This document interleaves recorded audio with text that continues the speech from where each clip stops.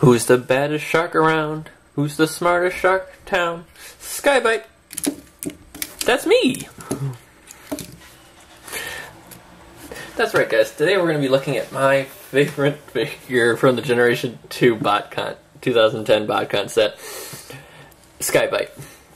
And Sky-Byte is my favorite for two reasons, because he appeals to two sets of nostalgia for me.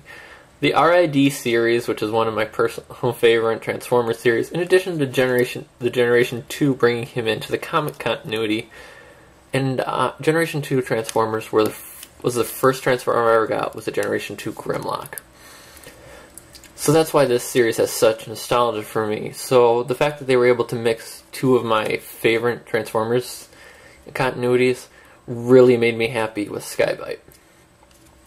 As I've shown earlier, he is using the Energon Sharkticon mold. He is a Predacon, which is appropriate. They painted on his eyes to give him more of a shark look. All in all, a lot of metallic blue paint, which looks really nice.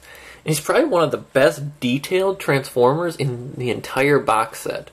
You have gold, pink, green, yellow, the off-bone white, silver all around. He's just phenomenally painted in this mode. Additionally, my main gripe with this mold, which I didn't mention in the Sharkticon because it doesn't bother me as much with him, but Sky-Byte because I have an affinity for, is the fact that he's got a very short tail end. I am currently working on designing an add-on, custom add-on for him, that if it goes well, basically I'm going to extend the arms, and then I'm going to have the original Sky-Byte toy tail or something similar to it come out the end, and possibly modifying these so they can rotate around. But that's down the line. For now, let's get into the transformation of Sky-Byte, which is the exact same as the Sharkticon. So you're going to pop the legs off the jaw, separate out the tail fin, and just rotate around, lock in place, arrange the feet, and flip down the entire section. And then just position the arms as needed. Now it should be noted that this was the last of the new heads sculpt used in this Botcon box set, and I think it was well worth it. It does a good job mixing the classics and the RID. He's got the goofy shark grin. You still have this nice curvature and spine that the original design had. It's just not as pronounced. And he's just, figure-wise, he's nothing spectacular. Articulation does have that ball-jointed head. Rotation at the shoulder. In and out at the shoulder. Side or bicep swivel. Elbow bend over 90 degrees. No hand. Does have the waist joint, again, hindered by the backpack. He still has the backpack gimmick. I'm not going to show it on here. If you're really interested in it, check out the Sharkticon video. Thigh swivel, knee bend, and the foot pivot. This, as a figure as a whole, he's definitely a good figure. Apparently my neighbors just locked their car. He is definitely a good figure. He's got a nice flare. And he's Sky-Byte. He was the comic relief Decepticon second in command.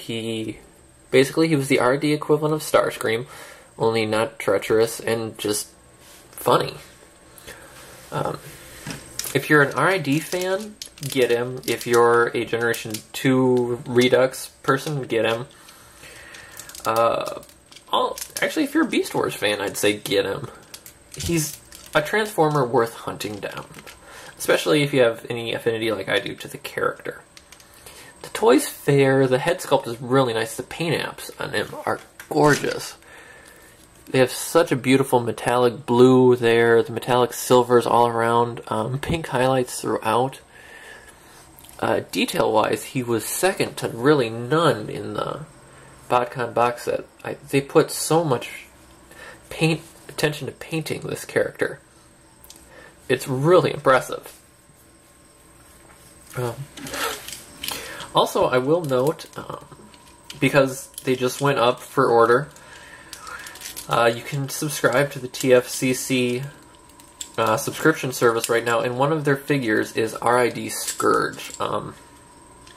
He's one of the only figures I'm going to be trying to get from that set, but I think he's going to pair extensively well next to him, since the characters had such disdain for each other in the original comic. He's definitely one I'm going to want to get.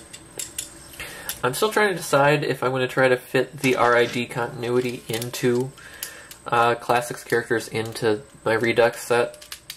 If I do, you'll see more reviews on those. If not, this is all you're going to get.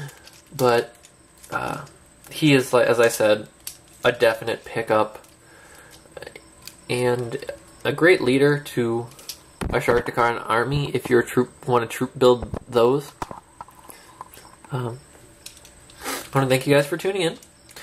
We'll see you tomorrow, and we're going to be getting into a little more fuzzy area with my Generation 2 collection. But I want to thank you guys for tuning in, and we'll see you then.